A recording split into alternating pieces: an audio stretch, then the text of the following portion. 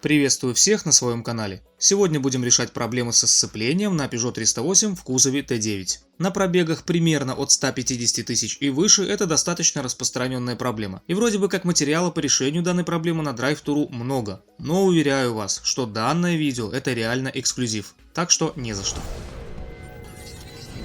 Итак, во-первых, вот характеристики моего автомобиля. Говоря о проблемах со сцеплением, что я имею в виду? Смотрите. Периодически или постоянно у вас скрипит педаль сцепления. Либо же сцепление работает нечетко и переключается как-то не так. Или еще.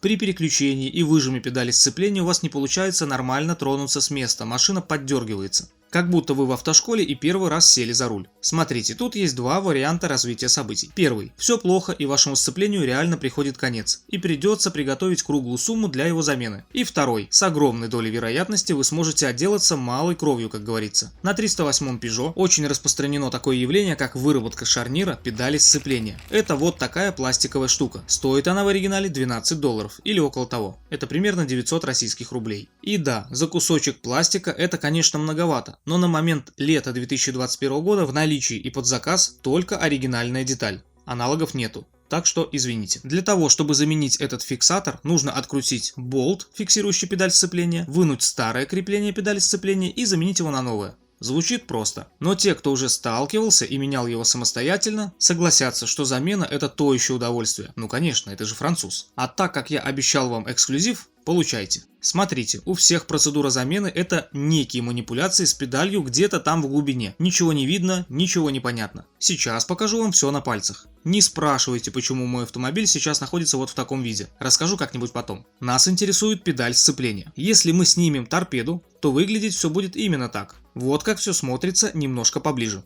Итак, чтобы снять педаль сцепления, сначала мы открутим гайку и вынимем болт, который ее крепит, а затем отщелкнем фиксатор. Начнем. Нам потребуется накидной ключ на 13. Откручиваем гайку.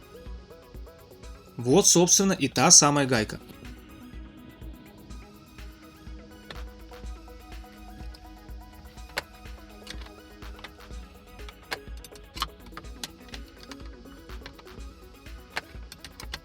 Следующий этап. Вынимаем болт. Тут дело не совсем простое. Будьте аккуратны, так как слева блок предохранителей и всякая разная проводка.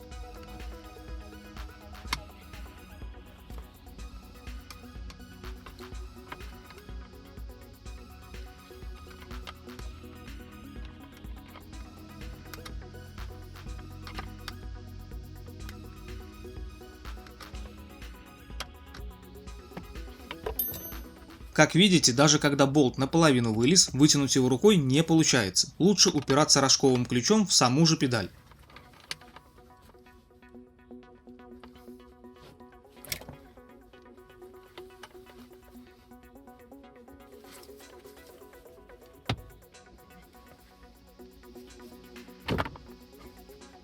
Итак, болт вынули. Дальше действуем осторожно. Бывали случаи, когда люди вырывали с корнем вот этот пластиковый шток, а он, на секунду, является единой деталью с цилиндром сцепления. Думаю, не стоит объяснять, что это очень дорого. Будьте внимательны. Что нужно делать нам? Вот этот механизм с пружинкой сейчас нам никак не мешает, и мы его вообще не трогаем. Нам нужно одновременно надавить в двух местах, вот здесь и с обратной стороны. Когда мы надавим достаточно, нужно потянуть педаль на себя и весь механизм снимается. Важно! Вся проблема в том, что нужно достаточно сильно надавить на фиксаторы и совсем слегка тянуть на себя. Естественно, существует специальная приспособа в сервисе, по крайней мере у официалов, но у меня в распоряжении было только две отвертки типа минус.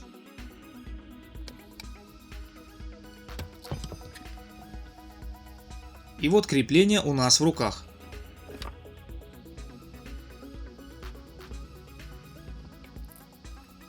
Как можно видеть, выработка небольшая, но даже этого хватило, чтобы при трогании автомобиль поддергивался. Будто бы стаж вождения у меня не 10 лет, а 10 минут.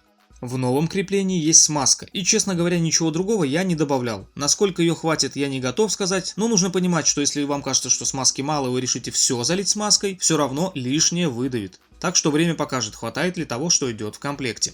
Вот сравнение старого и нового крепления. Как видно, износ не критический. Но повторюсь, негатив уже налицо.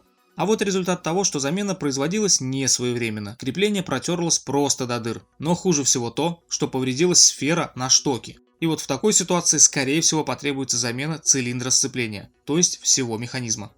Так что крепление нужно менять своевременно, как только появились проблемы. Дальше, как все собрать обратно?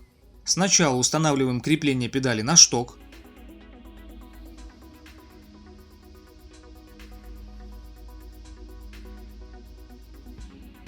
Дальше надеваем педаль до характерного щелчка.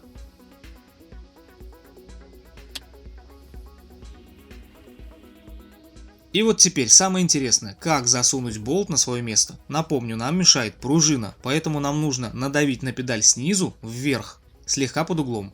При этом особое внимание на шток, чтобы его не повредить и не вырвать с его места. Одновременно с этим всовываем болт на место, сначала наживляем.